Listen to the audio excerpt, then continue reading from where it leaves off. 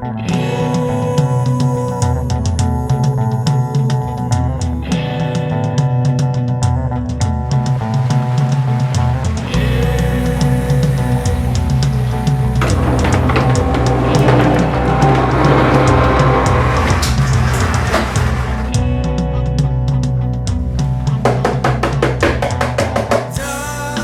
now that's had a good chance to cure completely 48 hours later. Let's break it out of the mould, which is the bench, and let's see if it came out absolutely flat. Then I can clean it up, trim it up, recover the holes, and see if it actually fits the bike. Wish me luck. Let's get stuck in.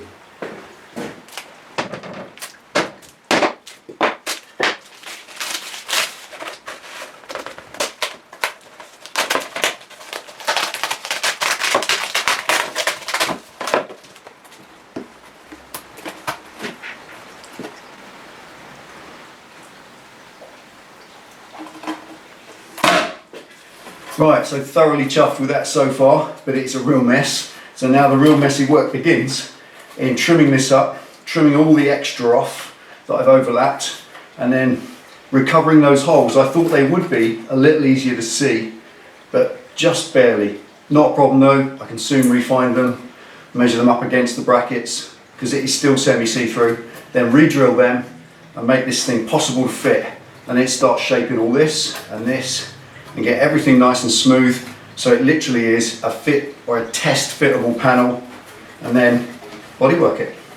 So without further ado, let's get messy.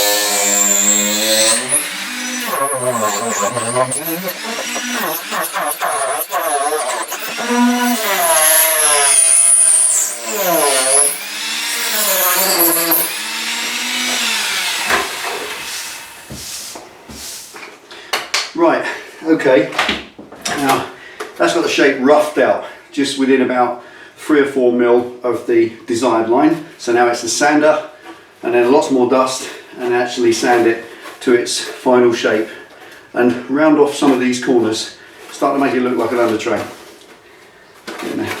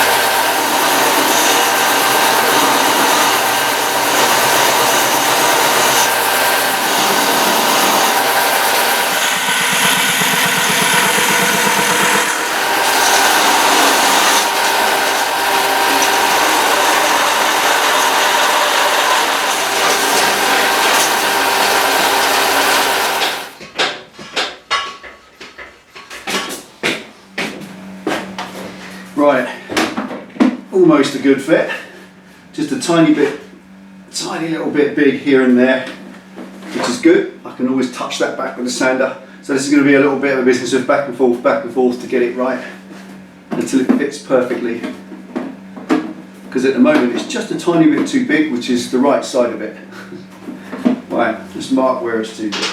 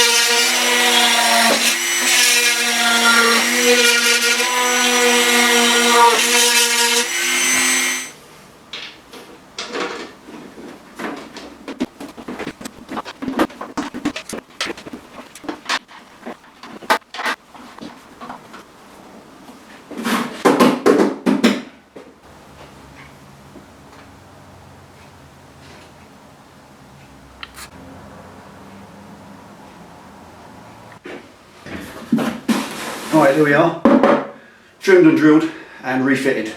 So the shape's roughly right now. There's a little tiny bit here and there, but obviously I'm going to be doing lots of sanding once that finish starts getting underway in a minute, and I'll fine tune it then. It just had to be fitted to make sure it's all correct. It's looking good, feels good, it's nice and stiff, nice and solid, 3 layers, 5 layers thick practically, and I'm really happy with it so far. Now I've just got to attack this horrible surface. Lots of little lumps and bumps and drips of resin. Get all that sanded off first, see how nice I can make it before I get involved in the filler, and then see if it needs regular filler or whether I can get away with using the good old Dynaglaze instead. Let's get messy here.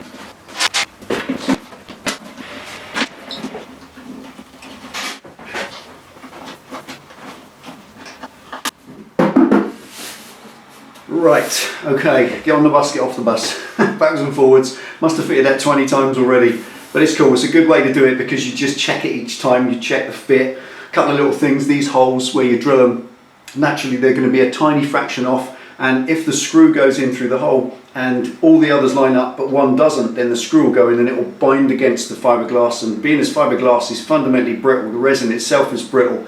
If there's force against one of the holes, that's where it can crack at that hole in the future. So they need all to be nice and soft and sloppy so they move about. So when you screw it in, it all moves around nicely and all the screws spin in finger loose. That's really important. So just got that one there, just mark it gently. That's the only one, all the rest are perfect. The shape's right, it's nice and smooth. I don't want it any thinner, it was 5 layers thick, there's probably 4 layers thick now, but that's okay. I'll put a little bit of the dolphin glaze on that just to fill in these imperfections, sand it all over and see if I can get it ready for paint today. Wish me luck. Let's take it off again.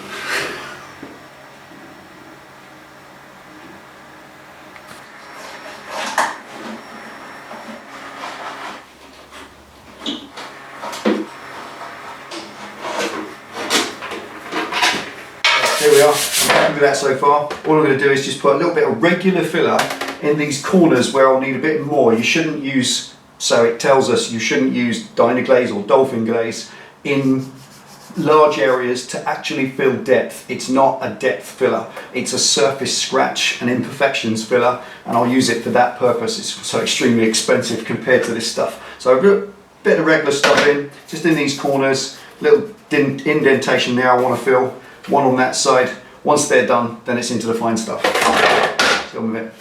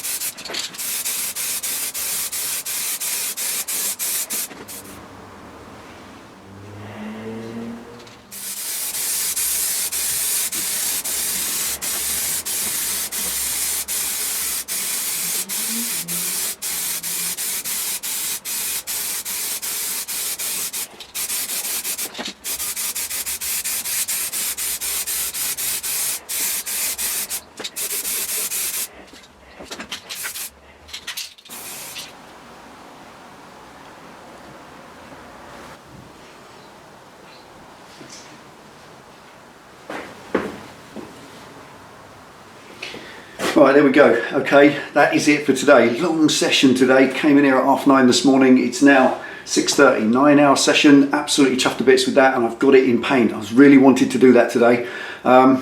It's still got to have some more work done. There's a little few pinholes in that. I haven't got any panel wipe, but for the want of a bottle of panel wipe, I would have got that probably a lot better, but it doesn't matter because that is going to get trashed up underneath the tail. Think about where it's going to be. It's going to live under that tail. It's going to get the blast from the tyre on it the whole time, so it doesn't have to be flawless. And the whole paintwork, all the bodywork for the whole bike is going to be revisited in the new year. So I really am not bothering too much with getting super perfect finishes. I think you saw the preparation that I put into the turbo bike, the flame paint job that Mackie did. That was this stuff. I put 3-4 thick solid layers on, let it set for about a week or two, and then sanded it back to make a lovely base coat for the artwork, and that's pretty much the same as this. The silver that's on the bike now, I may blow that over with black so the whole bike is black before I start the artwork. I don't know.